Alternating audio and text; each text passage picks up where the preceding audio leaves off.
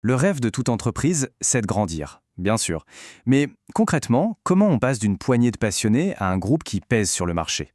Le secret, il n'est pas que dans le produit, non, il est aussi et surtout dans la structure. Et c'est ce parcours, souvent complexe mais fascinant, qu'on va décortiquer ensemble aujourd'hui. Voilà la question qui vaut de l'or. Parce que la croissance, ce n'est pas juste une question d'additionner les employés. C'est un vrai changement de nature. Ce qui marchait à 5 devient un véritable chaos à 50.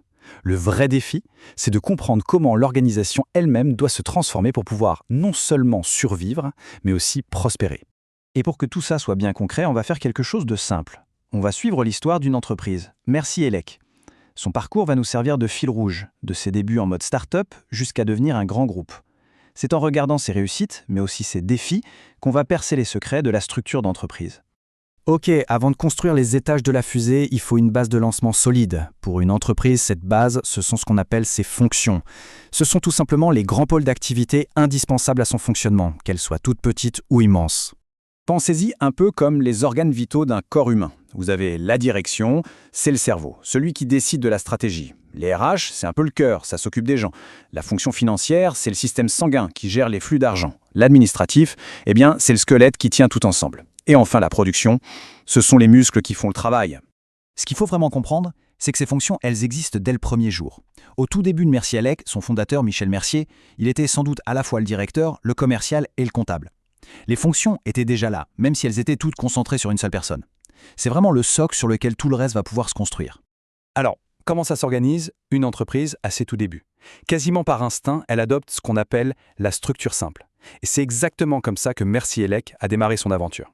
Cette image du chef d'orchestre, elle est parfaite. Au début, le fondateur, Michel Mercier, était au centre de tout. Chaque décision, chaque nouvelle tâche, tout passait par lui. C'est lui qui donnait le tempo et qui s'assurait que chaque musicien jouait sa partition comme il faut. Et pour bien se représenter l'échelle, au démarrage, M. Mercier encadrait directement 5 collaborateurs. Une toute petite équipe, très resserrée, où la communication est hyper directe et la prise de décision quasi immédiate. Donc pour résumer, cette structure au démarrage, c'est un atout incroyable. On est agile, rapide, la communication est fluide, le patron a une vision sur tout et l'équipe doit être super polyvalente. Mais cette grande force va très vite devenir sa plus grande faiblesse, dès que l'entreprise va commencer à grossir. Et justement, que se passe-t-il quand la croissance frappe à la porte? Eh bien, la structure simple, elle se met à craquer de partout sous le poids du succès. L'entreprise n'a pas le choix, elle doit évoluer. Et c'est là qu'intervient la structure fonctionnelle. C'est ça le grand paradoxe de la croissance. Le directeur, qui était la clé du succès, devient soudain le principal goulot d'étranglement. Il ne peut plus avoir l'œil sur tout valider, tout contrôler. L'entreprise est devenue trop complexe pour un seul cerveau. La solution? Il faut spécialiser et déléguer. La solution, en fait, elle est assez logique. On va diviser l'entreprise par expertise. On crée un service de production, un service administratif, un service commercial, etc. Chaque service se concentre à fond sur ce qu'il sait faire de mieux et il est piloté par un chef de service. Et là, la logique change du tout au tout. On abandonne le modèle en étoile, centré sur une seule personne, pour un modèle en pyramide. L'autorité devient plus formelle, avec une chaîne de commandement très claire, tout en haut, la direction, en dessous, les chefs de service, et à la base, les équipes opérationnelles. Dans ce nouveau système, 2 types de liens doivent coexister. Il y a le lien hiérarchique, la ligne de commandement verticale, ça c'est facile, c'est qui rapporte à qui, mais ce qui est tout aussi crucial, c'est le lien fonctionnel. C'est la collaboration horizontale entre les différents services pour que les projets puissent avancer. L'un ne peut pas fonctionner sans l'autre. Mais l'histoire n'est pas finie. Que se passe-t-il quand l'entreprise devient un très grand groupe, peut-être diversifié dans plusieurs activités ou présent dans plusieurs pays? Là, on passe encore à une autre étape, la structure divisionnelle.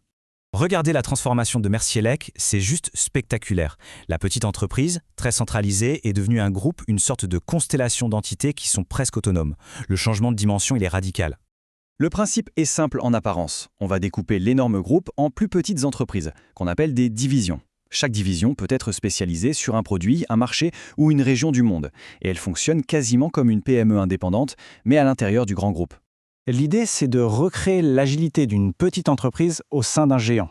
Chaque division a ses propres équipes, ses propres ressources, ce qui permet d'être super réactif sur son marché. Et pendant ce temps, la direction générale, elle, prend de la hauteur. Elle ne gère plus le quotidien, elle fixe la stratégie globale, alloue les budgets et donne le cap pour l'ensemble du groupe. Bon, on a vu 3 étapes, 3 structures. La grande question, c'est comment choisir? Et la conclusion, c'est qu'il n'y a pas une seule bonne structure dans l'absolu. Le bon choix dépend totalement de la situation. Voilà, en quelque sorte, la feuille de route. La structure simple, c'est le mode sprint du démarrage, parfait pour être agile. La structure fonctionnelle, c'est la course de fond de la PME qui se spécialise.